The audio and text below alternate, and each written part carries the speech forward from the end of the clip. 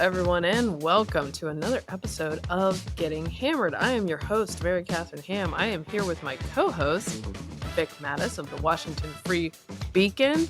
It is caucus week, heading into New Hampshire primary week. Here we are in 2024. We made it, guys. On one hand, we're finally voting. On the other hand, we're finally voting. So we're going to get into some primary thoughts. But before we start that, how are you doing, Vic? Hello, Mary Catherine. I think it's snowing everywhere, isn't it? It's snowing in Iowa. It snowed here in the DC area, and it's snowing up by you. Yes. So I'm in New York because Okay. I was part of NBC's broadcast last night of the Iowa Caucus coverage. Mhm. And I'm at the Hard Rock Hotel, which is right near the studio, which is Yeah. great because it was cold. I'm not fit for that Iowa weather, by the way. I could not have sustained there. I'm just going to admit it. I can't do it. I'll never be president, I guess. Iowa in early summer is lovely. I'll say that from experience. Yes. Well, actually, the caucus, as I'm sure everybody has heard at this point, the caucus was the coldest on record. The first caucus ever in early 70s was near these temperatures, but not quite these temperatures. No. At any rate, still like a generous number of people. Yes. Not 2016 or 2020 levels, but I think it was about 122 to 130K people came out. So good on you, Iowans. But I'm here It's in New normal York for them. I think they're used in to my it. I think. warm hotel. And one thing I will say about the Hard Rock Hotel, very nice. Good food. I had some food downstairs yesterday. You and mean thought, it's not from the Hard Rock Cafe menu when you went to the restaurant? I thought to myself, should I, it's New York. You can wander around and get something insanely good and not expensive nearby. But it's very cold outside. And I was like, you know what? I'm short on time. I'm going to go downstairs. I'm going to order something. I was expecting mediocre. Yeah. Quite good. Like it wasn't a big mediocre. greasy burger and fries. No. This was a burrata and it was delicious. Okay. Wow.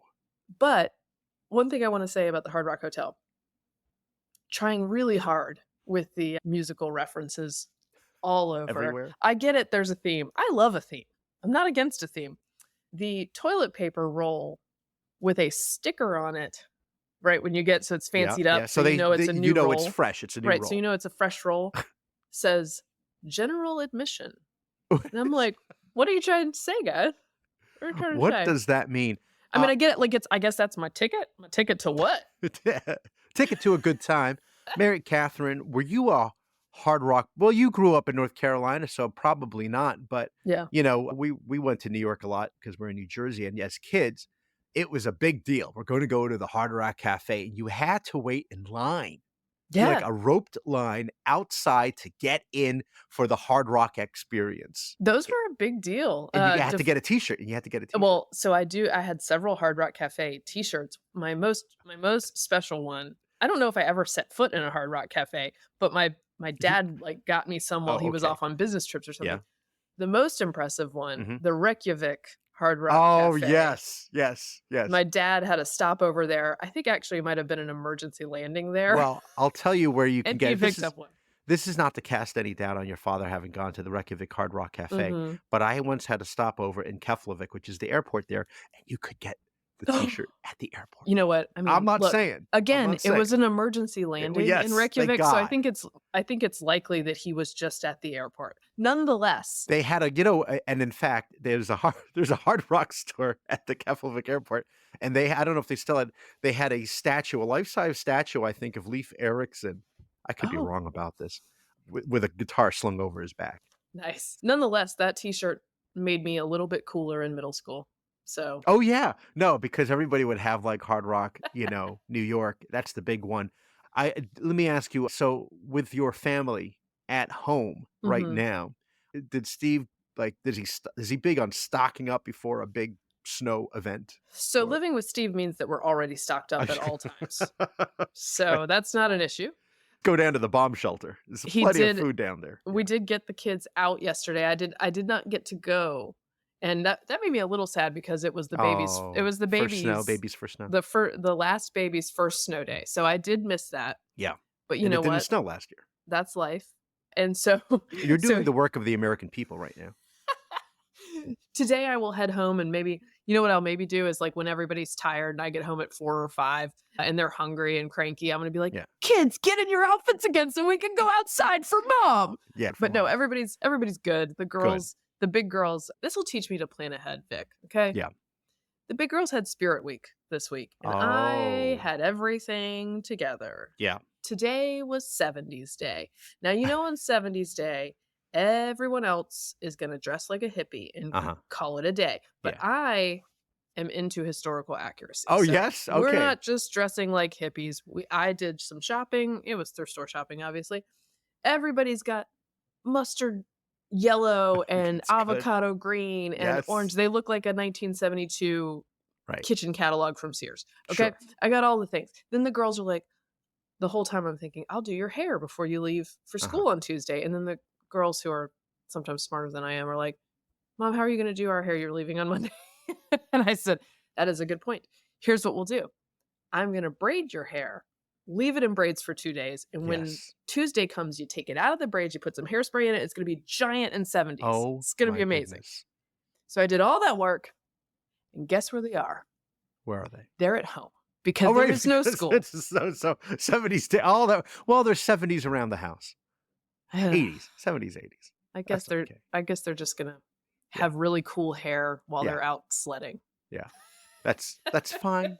That's But you know fine. what? Again, don't plan. Don't plan. It's No. a sucker's game. No. Well, you know, Kate went to the supermarket and she socked it. We have more food than we need for like one day. Like you can get out now. It's fine. But, you know, although I can't get out because, you know, it's great to have a teenage son who is stronger than I am, considering my sciatic, and he could shovel his way out. Unfortunately, he's shuffling all the neighbors for money. So Good for him. we're the last. I'll be the last house. on the You know, street. when somebody comes to offer that to Yeah. me, I'll pay big because Oh. I pay not only for the service, but I pay for the gumption because there's so little of that Yes, taking the initiative. these days. If He I handed out flyers Yeah. yesterday, and then he was up at 6, and then he was shoveling by 7. And I like, said, yes, I you are told him saving this priorities. country, sir. One sidewalk at a time, except for mine. Okay. Except for, hey, you know, you got to pay up, Vic. Yes, This is the market. The market will bear what the market will I will bear. pay in the form of a grilled cheese sandwich. Okay. All right. Shall we get to the news? Let's do it.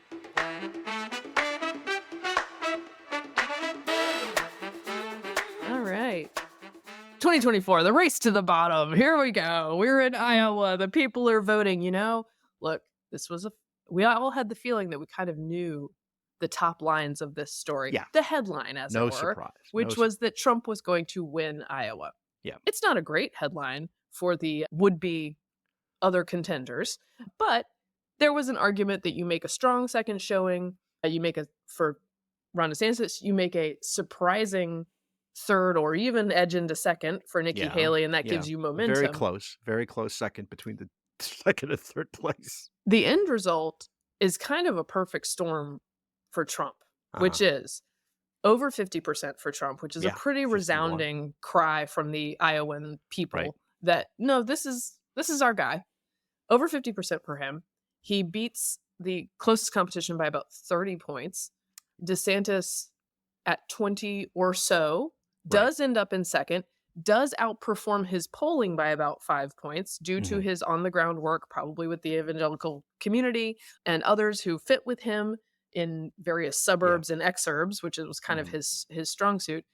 Nikki Haley third, but expectations for her were fairly low. Yeah. And that sort of blunts Nikki Haley's momentum going into New Hampshire because she didn't, the expectations were not for her to be second, but she didn't get there. Right. Ron DeSantis has already said he's not going to New Hampshire. He's going to go to South Carolina and then sort of ping pong back and forth a bit, but This is the last stand for him because he's not making a big stand in New Hampshire. He's going to have to go to South Carolina. Lost. Yeah. And there we have it. I'll read some of the sort of internals for you guys. Yeah. All right. This is AP. In some ways, Iowa's Republican caucuses were practically over before they began, with Donald Trump cultivating a deep network of support over 3 presidential runs. That is indeed part of the story, right? You have a little bit of an operation. You have a lot of loyalty. Yeah. Much better than it was last time. Yes. About 7 in 10 Iowans who caucused for Trump on Monday night said they have known all along that they would support a man who has remade the Republican Party through his Make America Great Again political movement. Trump was carried to victory by the majority of caucus goers who say they back it, a sign of his growing influence in a state that denied him a victory 8 years ago. That was when Cruz won. That's correct. His chief challengers, Florida Governor Ron DeSantis, former South Carolina Governor Nikki Haley, and biotech entrepreneur Vivek Ramaswamy, tried to carve out their own coalitions, but none could match the demographic edges enjoyed by Trump in this year's first presidential contest. Yeah. He won with evangelical Christians, who are nearly half the caucus goers, although a smaller percentage than they were the last time around. Sure. He excelled among those without a college degree. If there's reason for pause in his Iowa success, it is that many of the must-win states in the November general election are more urban, more suburban, more racially diverse, and have slightly more college graduates as a percentage of their adult population than does Iowa. This sort of like counter story, if you want to hear one, is this is an incumbent president essentially who's hitting about 50%, and that's not a great number. True, but the path from here doesn't look great for the people mounting the argument against him. No, I mean, all things considered, we're talking about, 4 indictments and 91 counts against somebody who, was partially responsible for the events, let's say, of January 6th. 51% is, I think, pretty impressive. And here's the other thing. He didn't spend, unlike Ron DeSantis, he didn't spend, the bulk of his campaign going to every county and trying to win votes. And everyone's talking about, how really paid off for Ron because he got 21%. That's still 21%. If you add up him and Nikki, it still wouldn't have beaten Trump, And again, as you mentioned, going into New Hampshire now, this is Nikki Haley's big gambit, hopefully, and she'll get some help from, Governor Sununu. And then Ron DeSantis is, as you mentioned, going to hold his ground in South Carolina. He spent something like a combined $34 million in Iowa to get 21%. And yeah. And he doesn't have money to burn. So and I was reading also the Haley campaign with Americans for Prosperity combined, which full disclosure I am associated with on their Council of Advisors, combined spent a ton of money in Iowa too, right? So one of the things that you must conclude, at least in Iowa and New Hampshire, will look slightly different. We don't know how different, but it is a different kind of electorate. Yeah. In Iowa, he's winning very conservative voters. He's winning evangelical voters. He's winning voters without a college degree. He's not doing badly with voters with a college degree. He did about even, I believe, among males and females, which is better than his normal ratio in that sense. Voters want this guy in Iowa. There's no question. Because and one of the things you talked about, Sununu's endorsement, who is the very popular GOP governor of New Hampshire, of Nikki Haley. A couple of things I ran through on the NBC broadcast last night were the normal political measures that didn't matter in Iowa. No. That we continue, because we've done politics for a long time, we continue to look to these things because you want to have some metrics that would matter, that you read a race by. But let me just run through them. Iowa's extremely popular GOP governor, Kim Reynolds, endorsed Ron DeSantis. Didn't really matter that much. Trump did not debate. Didn't really matter. I think it's disrespectful to voters, but if the voters don't read it that way, doesn't matter. He didn't engage with voters in Iowa. He came to the Iowa State Fair once. He went to a Hawkeyes game. He did some, it's like in the low dozens of events versus hundreds for the other candidates. That didn't matter. He talked junk about a heartbeat bill, the 6-week bill, which you would think with evangelicals wouldn't go over so well. Not an issue. And even, I would say, his own whining about Vivek and his last minute attacks on other people in the race. And I didn't read it this way because he's not a normal candidate. If it's a normal candidate in a normal race, conventionally speaking, and they're whining at the last minute about these weird things that are fairly small, you think that's loser talk. That's what's going on there. Yeah. In this case, I think he just woke up and chose violence against Vivek. He was just mad. Yeah. I mean, after 4 years, we forget after 4 years, there's not often, or I shouldn't say there isn't always a method to the madness. And I saw this on social media saying, well, Trump wouldn't be saying this unless he was scared, unless he was worried about, this thing's going to happen. No, he did fine. And he does these things. Why would he say things that would only hurt himself when he says things about John McCain and prisoners of war and saying, I like the ones who weren't captured? Why would he say that? Because he just does. As I've said many times during the Trump years, he cannot keep a lid on his id. Like it No. No, just, no, no. he can The do it for a few impulse. minutes. And Well, here's yeah. by the way, we should play just a little bit Oh, absolutely. of his victory speech. That's right. Well, I want to thank everybody. This has been some period of time, and most importantly, we want to thank the great people of Iowa. Thank you. We love you all. What a turnout, what a crowd. And I really think this is time now for everybody, our country, to come together. We want to come together, whether it's Republican or Democrat or liberal or conservative. It would be so nice if we could come together and straighten out the world and straighten out the problems and straighten out all of the death and destruction that we're witnessing. That's practically never been like this. It's just so important, and I want to make that a very big part of our message. We're going to come together. It's going to happen soon, too. It's going to happen soon. To a great extent, he did keep a lid on his id Yeah. during the length of this Yeah. this speech. He had a large victory. He could be semi-magnanimous. He was like gracious. He thanked Ron and Nikki with like a tiny bit of shade, but Yeah. not too much shade. No, no, no. So let's play a little bit of that. I want to thank some of the great people. We have so many senators. If I go through every name, we'll be here all night, and everybody's going to get angry at me. But the senators, the congressmen from Washington, they came down from all different states. I want to thank you very much. I want to congratulate Ron and Nikki for having a good time together. We're all having a good time together. And He also used that time, as he should, to go after Joe Biden, who is, Sure. if Trump ends up the general election candidate, Biden is his greatest ally because he is terrible. I So- mean, it's all you'd have to do to run against Joe Biden is put together a highlight reel of which there is no limit to all the gaffes over the last 3 to 4 years. You can remind people what happened in Afghanistan, the images from the airport. You have the from Kabul and the billions of dollars in hardware that we left there. And then you can remind people about all the illegals crossing over the border. Millions. We're talking millions of people in this country, undocumented, and they're just here forever now.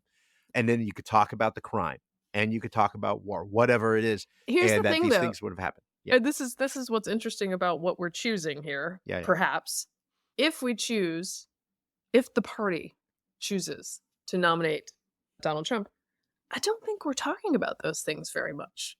No, I don't think we're funding ads on those things. No, I think this is like the way we're this is funding what I legal would like to procedures. see. Yeah, this is what I would like to see, and instead it's going to be about could be about his trial and things like that. I mean, again, but what Trump is successful, and by the way, and you just have to show a highlight reel of all of Biden's gaffes. Yeah. I mean, look, there was the ABC No, News he's very poll. bad. He's very bad. The ABC News poll that's out that showed only 28% of Americans have confidence that Biden has the mental or the physical capability to do another 4 years. That is a really bad number. And what Trump on the other side has done, we talk about why do people vote for Trump? He has made it that he has linked the common man and a lot of these voters who feel forgotten, left out, that an attack on him and an attack on them. Right. And they're playing me for a fool. They're playing you for a fool. They think you're an idiot. And I mean, again, Well, and the entrance polling such Yeah. that you believe it of Iowa, these things are like a little iffy, of Iowans suggested that was a large part of the narrative. Like that they don't, 2/3 of them don't believe that Biden won, that right. there's a large percentage who believe that the attacks on him are sort of a stand-in for attacks on them. I would argue he gets himself into his own trouble quite easily, in addition to the attacks on him that are actually political targeting and are dishonest and wrong. I do think, so he can point to a record, and that's why a lot of people are like things were better a couple of years ago. They were. Right? You think and about that's true. Crime, the economy, foreign policy. The Wall Street Journal today said it was, where one of their lines was people look back and remember that America's enemies were not, quote, on the march. And that is true, And he can point to that, and it's like in recent memory. And I think that is important. And that's why he's basically an incumbent president. He running again. also looked coherent last night. But, and I do want to say, when he talks about the economy, and look, it's pretty clear that voters don't care about this. I care about this. Not a lot do. the economy was better under him. And then he made Mhm. a knee-jerk and not correct decision to listen almost solely to the Faucis of the world Yeah, and cripple the American economy in a way that has almost never been done. Had he been more like a Ron yeah, DeSantis, who was looking through the numbers and deciding what to do strategically and with the data, he might not have done that so disastrously. yeah, Now, he does get credit for the things that came before that, but he should sure. also take some blame for the crippling, the like historic crippling of the Mhm. American economy. What's interesting is in the general election, the Democrats will not be in a position to go after him Well, no, to and my to point is, say I that think he's with I Fauci. my point is, I think, and I wish that the DeSantis pitch had been more based on that from the Yeah, beginning and gone hard on him and said, like, look, this mhm, guy made the wrong decision it was a hard situation, but you want a leader who makes the right decisions in hard situations. and he did. And I think like the appetite for talking about COVID and the appetite for accountability on that are just not high. Mhm, And I have to yeah. be honest about that, even though my appetite is very high for that. Sure. We still demand the reckoning over here. Yes, we want a So reckoning. did you wanna talk about I wanted to talk about the media's I watched Trump's speech on Fox, but it turns out you couldn't watch it everywhere. Yeah, actually, I want to get to that one. Let's do a couple media stories. One, I do want to play my buddy Guy Benson's very on point prediction for what would happen Mhm. in Iowa from Sunday. So we'll play that real quick. President Trump is going to hit 50. I think he's going to win by 25, maybe 30 points. I'm going to say that Ron DeSantis and his team on the ground, his organization here, will be enough to propel him to second place. I think there is momentum for Nikki Haley. I think that's real. But will those people actually turn out? I think the higher propensity caucus goers are for DeSantis. So I think he does eke out second place. And I'm giving him a shout out because he is my friend. Mhm. And also because when people get it right about these things, Yeah. we should incentivize getting it right and like reward getting it right. So good job. He pretty much nailed that one. Another media story is why were all the networks calling this while people were voting? Very the DeSantis campaign was in a state about this, and so was the Nikki Haley campaign, and, So uh just to set the yeah, table, please. the caucuses are not like polls. So there's not Sure. like a time that they close. So it's slightly different. But due to the issues with Florida Mhm. in 2000, is that right? Yes, Yeah, that's 2000. so Yeah, long of ago. course. That was Due to 24 issues years ago. due to issues in Florida in 2000, during which networks were calling the state while people in the panhandle of Florida in a different time zone were still voting, Mhm. that could have changed the outcome of the Yeah, election. So generally media made a decision right. collectively that we don't do this while people are voting because that disrupts the process. Yeah. Caucuses are slightly different because they close the doors, they give the speeches, people drop their little slips in a bucket. I mean, this Mhm. is how Mhm. it's like very low tech. And the networks, for whatever reason, in concert with the Iowa GOP, decided, look, they're going to start voting by 7:20 Central or Mhm. what have you, or they're going to start at like 7-ish, 7:15, 7:20. By 7:30, people will be voting. It'll be in process. Yeah.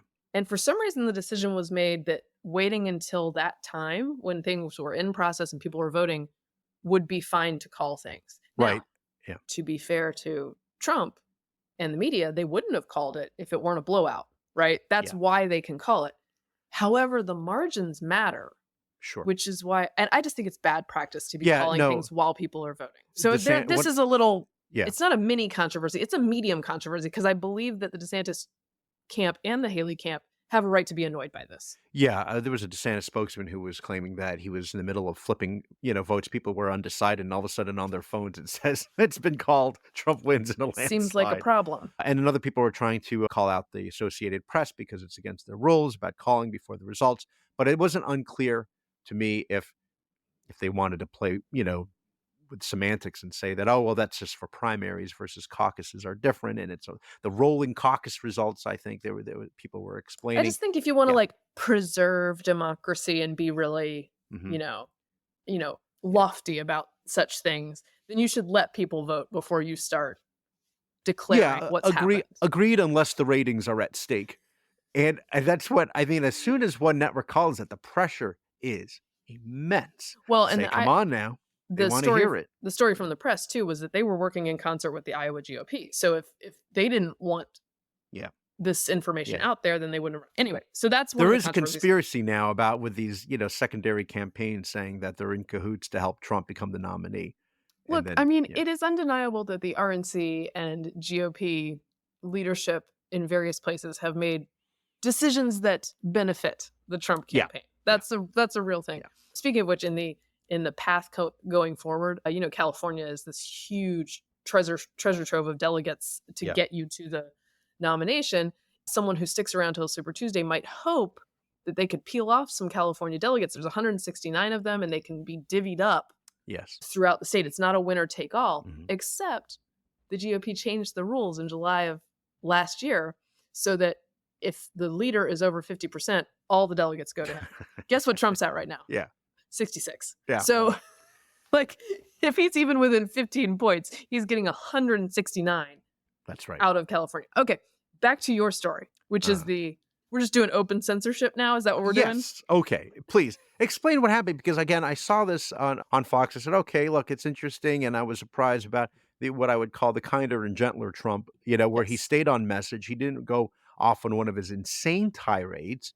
And I thought two things. I thought, one, if he keeps most of his speeches like this, where he's very staid, he'll probably cruise, to election victory.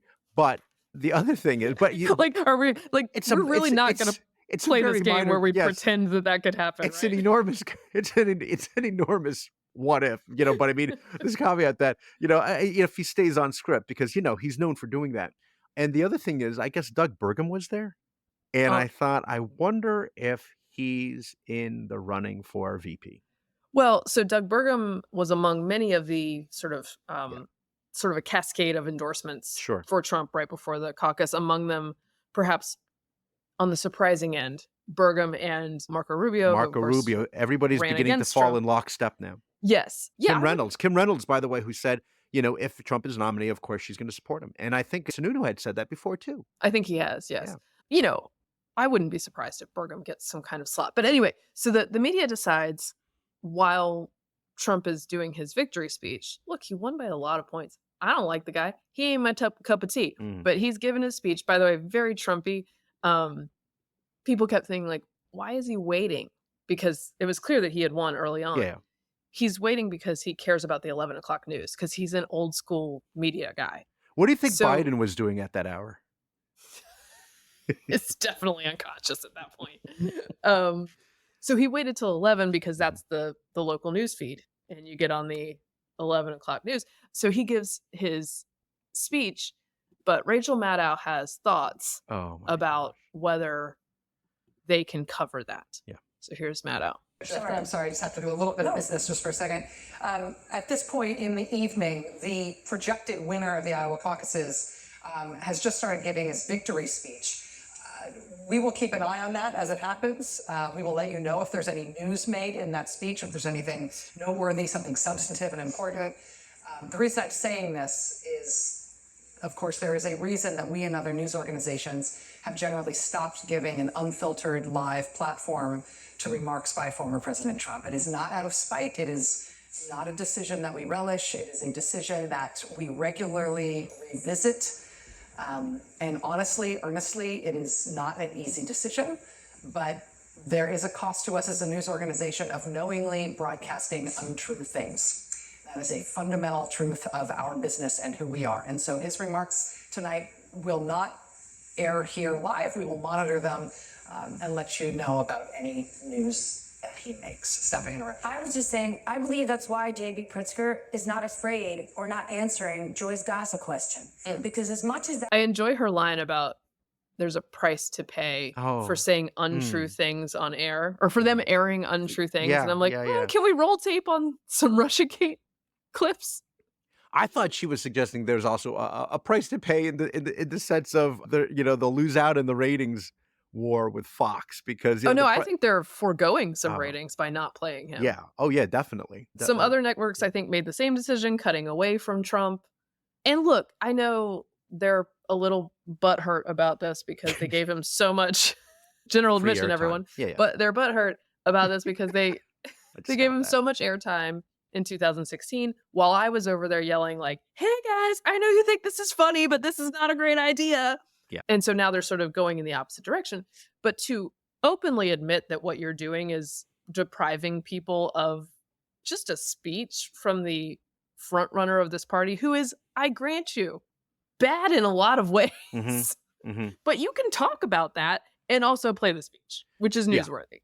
No, so along with Rachel Maddow, I think Jake Tapper also interjected at some point saying you're listening to, Donald Trump's speech, and then he mentions, he's going into his anti-immigrant rhetoric right now.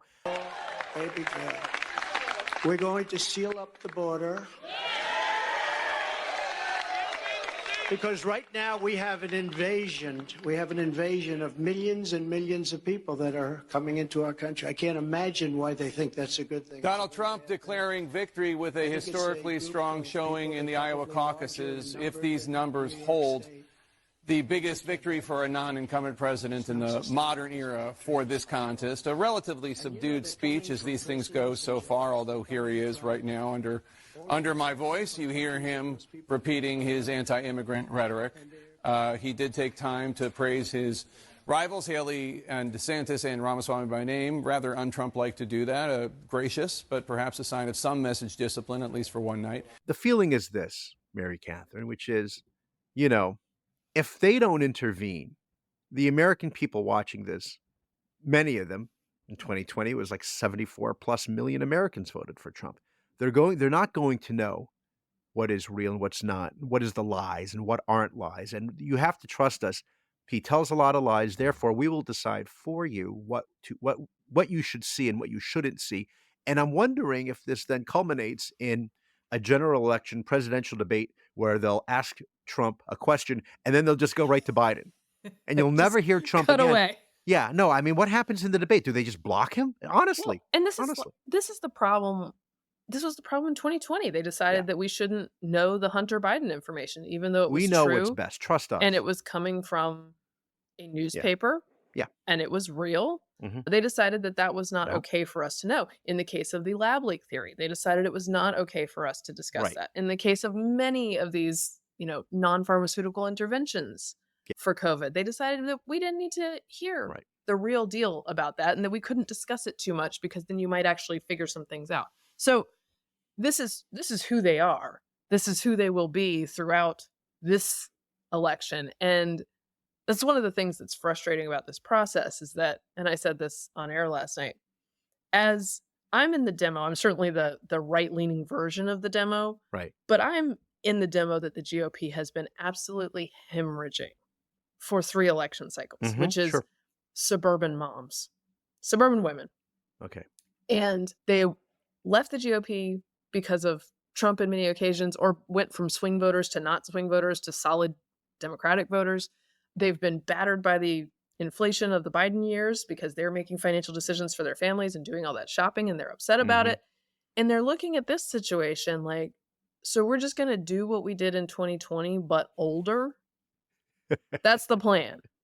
That's the plan for America. And what are these 2 candidates going to be talking about? If indeed the presumptive candidates are the candidates, Trump will be talking about Trump's legal issues with a smattering of economy in his record and some retribution.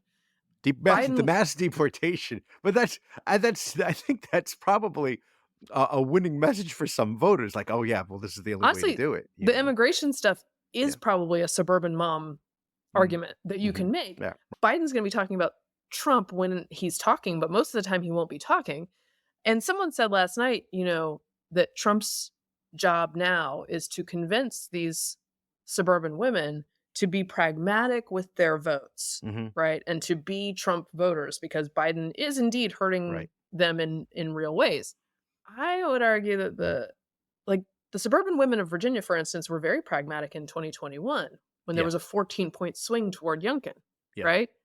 But Youngkin is a disciplined candidate who made a very convincing argument to them that he was frankly not Trump, that he was in many ways the opposite of Trump. Right. Now, I would just say to anybody who I think that Trump can win, but do not think that he's going to win based on some newly found ability to convince that particular kind of voter Right. that he's the guy. Now, Biden might lose because he's so terrible. And Trump could pull in some low propensity voters that are different from the old GOP. That's always been the formula, right? Right. But there are fewer of his older voters than there were 8 years ago. Yeah. Right? Yeah. Sure. And then when you trade high propensity mom schedule making calendar voters for low propensity, more working class voters who aren't regular voters, you might lose some on the margins. Anyway, it's a tricky thing, man. I think that the Biden strategy, as we know, is he can't talk about his record. He can't talk about Bidenomics. I mean, on occasion, like right now, gas prices are low, great, and the mortgage rates are going down, but they're still high. Unemployment, he could talk about that. Not labor participation. He can talk about unemployment. But by and large, I think that their message is he is not Trump. That's why you should vote for me. Yeah. I'm not the crazy man. I might not know where I am, but I'm not crazy. But I don't know where I am. That's the first thing. And then the second thing is abortion.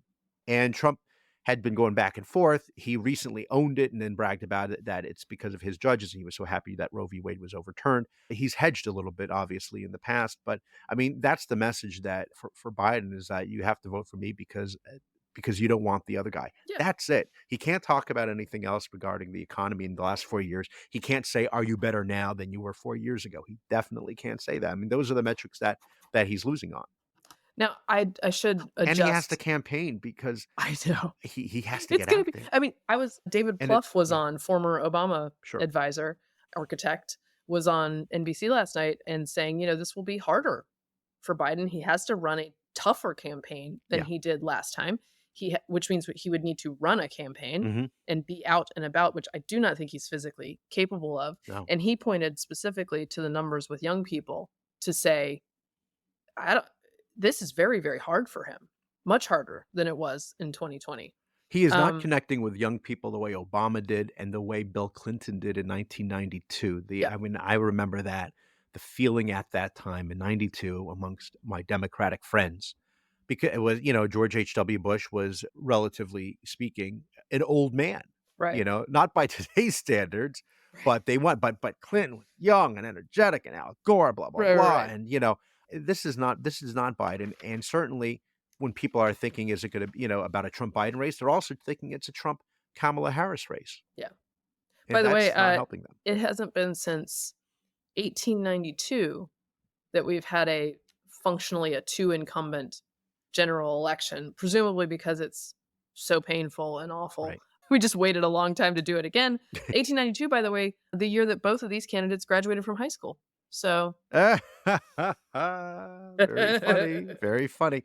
No, I don't, and I also don't want to foregone. That would be that's Grover Cleveland's second. Grover Cleveland, yes, Yeah, and is it Harrison? Yeah. And I don't want to foregone conclusion the whole rest of the primary because there are voters who need to have their say. I think New Hampshire will be interesting. But I think if Trump's over 50 in Iowa and Haley does not win outright in New Hampshire, and then they go to South Carolina where he's going to be as strong as Iowa, I think, in all likelihood. Oh, Trump? Yeah, absolutely. Now, it should be said that Nikki Haley's been on the ground in New Hampshire a lot. She has infrastructure there. She has outside groups helping her. She has ad buys there. But again, you go to South Carolina, that's your home state. Yeah. There's the bright spot that Vivek Ramaswamy dropped out of the race. That was huge news because it was a distant fourth. Yes, we should play a little bit of his announcement, which actually was gracious in its own way. Now, this is a campaign founded on speaking the truth. Not just when it's easy, but when it's hard. Not just to the Democrats, but to our own side. And not just to other campaigns and candidacies, but to ours. And so I will stick to the truth tonight. The first hard truth, and this one's hard for me. I got to admit this. But we've looked at it every which way, and I think it is true that we did not achieve the surprise that we wanted to deliver tonight. And I think that that's just a hard fact that we're going to have to accept as a campaign. And the question then is, what do we do that is right for our country? And so Purv and I, we actually didn't make this contingency plan before everybody told us to. We said, no, we're not doing that. But we talked about it tonight. We took a little bit of time in our apartment in Des Moines before coming here to make some hard choices. And I wanted to make a couple of announcements tonight to get the business out of the way. And then I want to tell you where we're going. As of this moment, we are going to suspend this presidential campaign. And this is going to have to be, there is no path for me to be the next president absent things that we don't want to see happen in this country. And I think that I am very worried for our country. I think we are skating on thin ice as a nation. We have done everything in our part to make, and done, every one of us in this room has done our part to save this country. And I am so proud of every one of you who have lifted us up. But we're a campaign founded on the truth. And so that's why we've made that decision today. And I'm also making the decision that this has to be an America First candidate in that White House. As I've said since the beginning, there are 2 America First candidates in this race. And earlier tonight, I called Donald Trump to tell him that I congratulated him on his victory. And now going forward, he will have my full endorsement for the presidency. And I think we're going to do the right thing for this country. And so I'm going to ask you to follow me in taking our America First movement to the next level. It did not begin in 2016. It began in 1776. There was a, we talked quite, before he decided to run for president, you and I on this show had spoken rather positively about Vivek. He had written things in op-eds. I thought, this guy is smart. He's a tech guy in his lane. He knows a lot about what he's talking about, obviously. And certainly there was a lot of appeal with his positions about transgenderism. He was unapologetic about that. And he was very firm about what we're dealing with here. And I said, oh, okay, I can see the appeal to this guy. And then after that, you get into 9/11 and other things. Israel is problematic. So he's not going anywhere. Don't worry. He said he's not going anywhere. Look, I think he's entertaining. Yeah. He is smart, although sometimes he pretends not to be and makes dumb arguments. Again, not he's my 38. Not my cup of tea, but like people enjoy listening to him. He's going to be a Lincoln dinner speaker for a long time. He's going to be at, Turning Point events, one would imagine. Yeah, sure. CPAC. He's going to, and he's got plenty more. He is the only presidential candidate that can do as many burpees as he did. Look, that is a quality I appreciate in a candidate. Impressive. Okay? I can't even do a burpee right now. Sigh. Anyway, so we're moving forward. So this is it. We're down to 3. Here. Yeah. I mean, is Asa Hutchinson still in the race? I was going to say Asa. His name was still being thrown around. I was looking at the results for Iowa, and he was campaigning the whole thing. So he's, Yeah. But Okay. I mean, I wonder at what point, after, assuming Trump gets the nomination, and you could have a situation where he gets the nomination, and then he gets convicted, right? A felony conviction.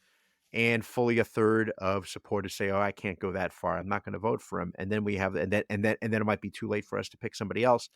What happens if on the other side, not even the other side, rather, you still have Biden, Harris, and they're still flailing about, and then suddenly you have Larry Hogan, Joe Manchin, or Joe Manchin, Larry Hogan, Or Chris Christie, Manchin, Hogan combo of some kind, right? something. Chris Christie, he ain't going away either. He's hard to miss. Much like myself, anyone who loves a mic is not willingly going away in these new media times. You can find a mic anywhere and you can broadcast yourself.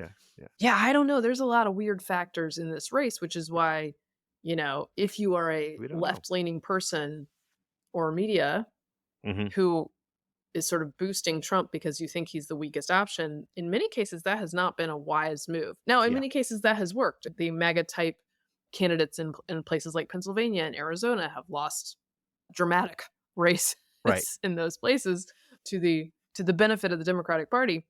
But this is playing with fire in a weird year if you're on that side, because I think the third party thing can make a difference. I think that No Labels has done the work of ballot access, which is always the tricky part. That's why most third candidates are Green Party candidates, because Green Party candidates have an apparatus for getting on the ballot.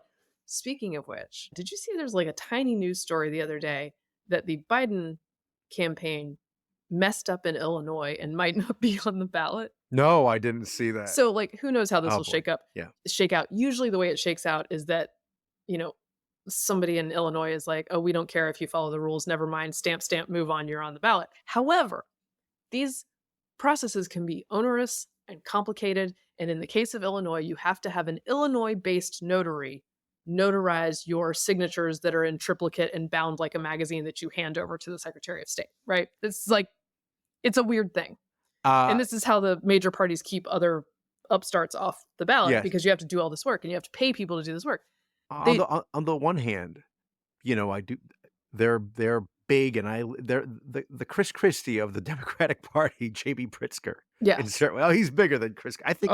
I don't know. They're about equal. I think they're about equal. I think Pritzker edges him out there. They can sumo it out, but I imagine he'd find a way to make this happen for Joe Biden. Well, yeah. So, nonetheless, someone noted that Joe Biden's team didn't use an Illinois notary. Now, I think that the fact that these processes are onerous and complicated is stupid, right? Yeah. And designed to keep people off the ballot. However, one might think about the fact that it's almost as onerous and complicated as, I don't know, running the United States of America, which is what this guy's team would like to do. Yeah. So is it a For little 4 more years. concerning? Yeah. Well, again, considering they had no idea where the Secretary of Defense was for several days. Oh my gosh. So, There was a news story the other day that was like, Biden and Bibi haven't talked in 3 weeks. And I'm like, neither has he and his Secretary of Defense. Like, why would we need Right. him? Like, why would we assume he's calling Bibi? Yeah. A leader in a foreign country, please. Oh my gosh. Speaking of which, we should transition to a little bit of foreign policy news. I do want to note that it's been 100 days this week since October 7th. There are still more than 100 hostages, and the hostage videos that are coming in now are terrible. Yes. Now, they're still in Gaza. Hamas psychopaths have been putting out video game type graphics and hostage videos which are black letter violations of Geneva conventions of various hostages speaking. And then under their pictures, they say, you'll find out their fate tomorrow. Yeah, like this is a joke to them. Are they dead, injured, or still alive? I mean, it's really gross stuff. Their supporters, you have to ask them, is this cool with you? And they'll say, well, the IDF has been doing this since 1948 or whatever. And the fact is, they're fine with it. They're fine. Yeah. Like there was also this pro-Hamas, pro-Palestinian rally in New York, and they demonstrated and protested outside Sloan Kettering. Yeah, that's a cancer ward, guys. Yeah. They were yelling outside. We probably have a clip of this. They were yelling outside. Make sure they hear you in there. They're at the windows. Yeah, the ones who are getting their chemo. Make sure there's they like hear little cancer-stricken children with masks on, standing at the window. I mean, this is wild. And this is, again, when it comes to like disaffected voters, which is I'm sort of in that that category, right? People who are having real life issues and feel like this system's not serving them. Both parties are absolutely spinning out on a national level. On a state level, by the way, extraordinarily competent governance in Florida, in Georgia, in Virginia, in Iowa, right? Yeah. But on a national level, whole different situation. Yeah, that's right. And the left is like, this is what the left's doing. So I guess the Pentagon intentionally waited until after we taped our podcast. They always do. To launch their military action against the Houthis. It's inconvenient for us. I guess they probably think that our audience reach is so powerful that they don't want to spoil the operations, by getting the word out through getting hammered. So yeah. But we blew up some Houthis. Yes, we did, and the Houthis and the blowfish got. I was going to say the Houthis and the blowfish. Houthis, excuse me. The Houthis, which occupy, the western part of the country, including the capital Sana'a, and that was Biden had brokered this peace deal that essentially just handed it over to the Houthis, and so a couple things. Delisted them as a terrorist group. Yes, they were delisted when he entered office because Trump had listed them as a terrorist organization, and therefore you have all these embargoes and things like that against them to make life difficult. And then Biden comes in, he lifts that. And they're attacking Americans. They're attacking us. They're launching rockets at us in Israel. And for some reason, we don't consider that to be terrorists. We don't consider them to be terrorists. That's the first problem. And I think we all know why that was. And the other thing was the tit for tat that had been going on prior to this military action, which was we're just knocking down missile by missile. I mean, there are huge, weapons caches and depots on the ground that we could hit, we could knock out. One of our missiles can knock out an entire thing, but instead we're gonna match them, rocket by rocket for rocket. We don't have that many rockets, and the fear was, of course, well, if we hit them on the ground and knock them all out, that could escalate things. And if we escalate things, well, that might upset the Iranians. And if that upsets the Iranians, one that can get them even more involved in the Middle East. They might do more things, and it might, who knows, hurt our chances with restarting the JCPOA nuclear deal. Yeah. So this deference to Iran. Yes, things already, when the fear that things are escalating, they're all right. It's already happened. Don't worry about it happening because it's already here. And so the same thing with going after the Houthis on the ground. What do you think they're doing? And they're attacking international shipping. This is nuts. And to my point about both parties and their supporters like sort of spinning out. Yeah.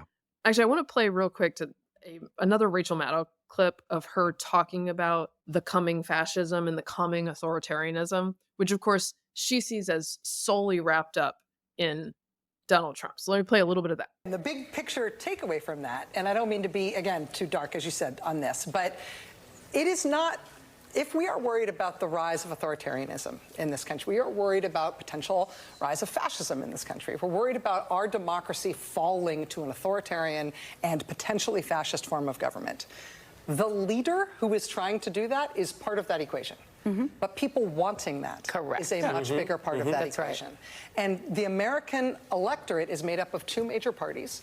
One of those parties has been flirting with extremism on the ultra-right for a very long time. They've brought them in a way that they haven't been central to Republican electoral politics ever before, and I know because I've been studying this. But once you have radicalized one major party so that those are the preferences of the people who adhere to your party, the leader is interchangeable. And yes, Trumpism is sometimes what we call it. MAGA movement is probably a better way to do it. But there is an authoritarian movement inside Republican politics that isn't being bamboozled by Trump. They are pushing Trump to get more and more extreme, because the more extreme things he says, the more they adhere to him. And that is coming from a very large proportion of the American right that adheres to the Republican Party. And that's why this is a Republican Party problem more than it is the problem of one man and his leader. Look, again, I'm not a supporter for many reasons, including the fact that, I think he makes bad decisions, and that I think he has a bent toward like strong manning that I do not appreciate, because whatever benefits Trump benefits America is sort of his mindset. And I don't believe that's true. However, it is wild to me that anyone thinks that there's only one party and its supporters who be acting crazy. Right. Because in the wake of the Houthi strike, the left and its activists have been in the streets marching for the Houthis. Yeah. Who are a terrorist group whose actual flag, I believe, like not even the charter. You don't even have to go read the charter. The actual flag says, like, "Death to America. We hate the Jews." I mean, it's like that's right. No, it does. It's very, very clear. Yeah, they're out in the streets supporting them. There are left-leaning activists on Twitter who are like, "So I want to like academically reframe the slavery that some people are pointing out that the Houthis do, because in this culture, it's a different kind of slavery. I mean." Y'all are out of your minds. It was kind of noble in a way.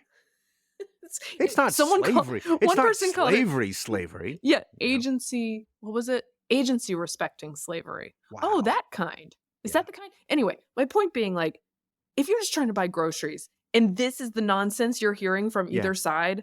Yeah, no thanks.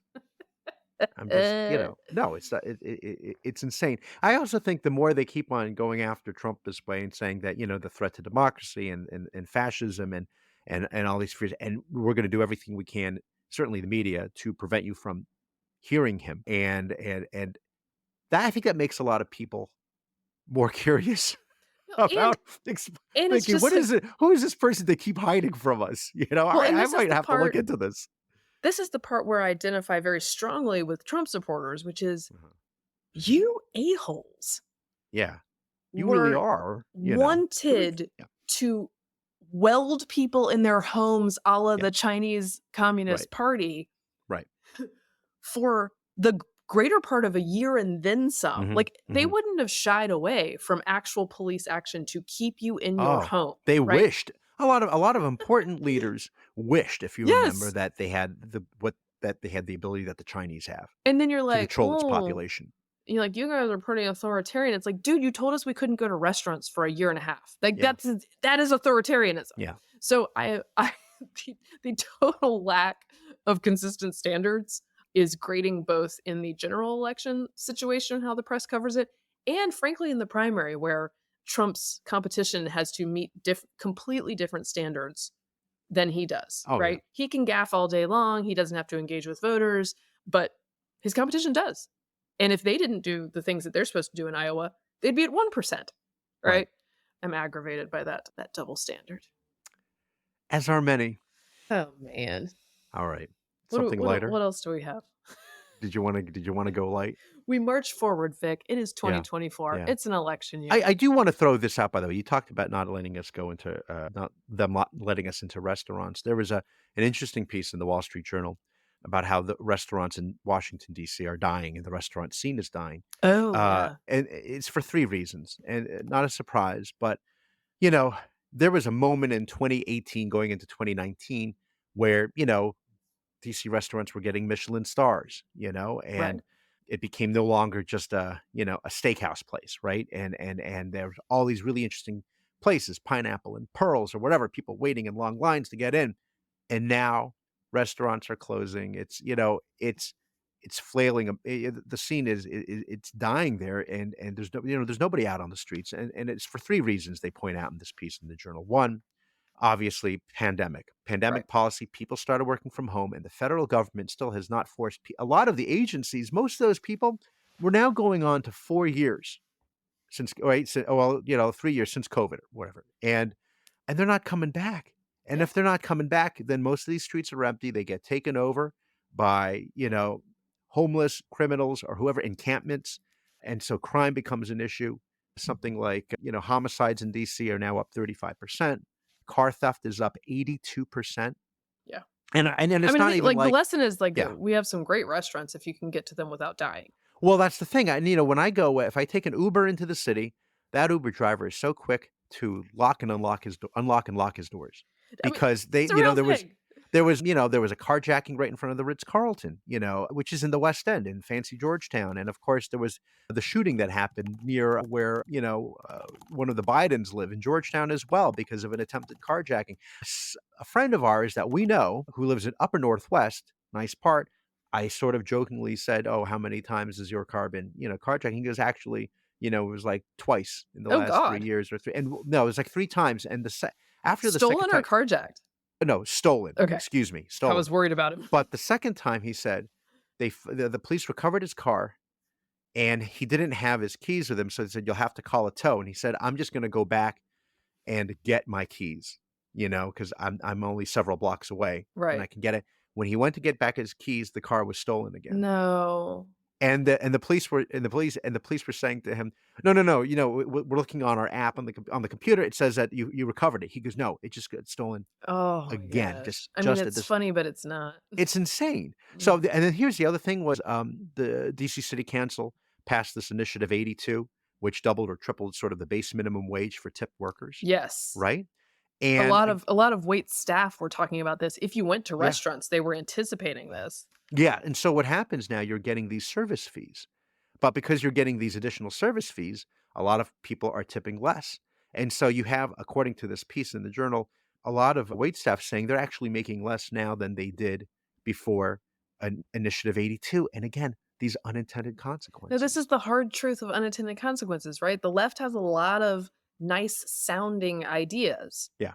that when the rubber hits the road, as we talked about in California and the minimum wage and the fast food stuff they get, or the gig worker economy, you just end Yeah. up losing your job, or That's you it. just end up losing your tips. And Right. these things again, your ideas sound nice, Oh, right? If you don't think yeah. about the economics of it, and then it doesn't pan out Yeah. so well. It's the road to hell, paved with good intentions. So. Well, and I just think these cities, again, this is another argument that Trump will make. These cities committed suicide in 2020 with these policies.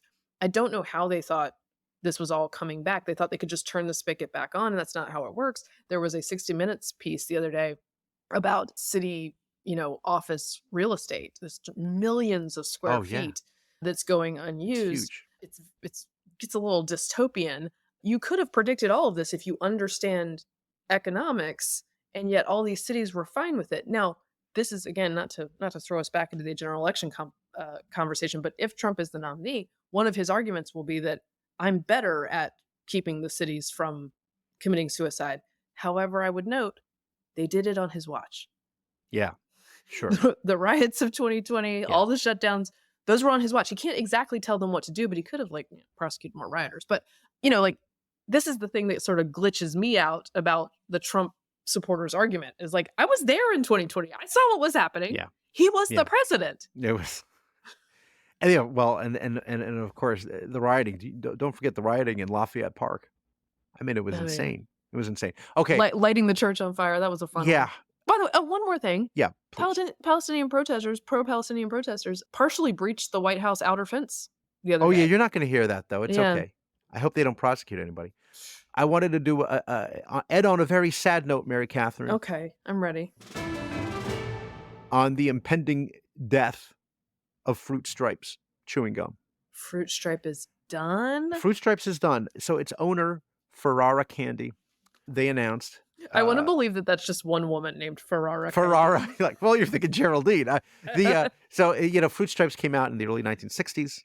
And apparently sales have not been great over the last, decades.